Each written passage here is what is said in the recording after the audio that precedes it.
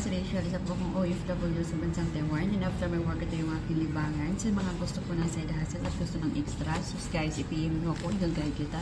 We have an active GC para mag-guide ko kayo. And of course, yung mga nanay na walang ginagawa, kung gusto nyo po ng free tasking, meron din. Easy in is 190 pesos lang ang kanyang puhunan. And PMAT is 530. Payout mo, first payout mo is 1,000. And of course, easy in depende yan sa sipag at syaga mo. Pwede ka namang option ka dito ay pwede kang hindi mag-invite. Mayroong 5 ways to earn dito, typing, solving, and then nasa sa inyo na kung mag-invite ka. So, syempre, kahit sa anong apps, mas malaki talaga ang ibibigay ng mga apps kapag nakapag-refer ka sa kanilang apps, di ba? So, kahit naman saan, sa PMA, sa ACNR, meron yan. Pero option mo lang naman yon, which is meaning to say, nasa sa inyo na yon kung mag-invite ka or hindi.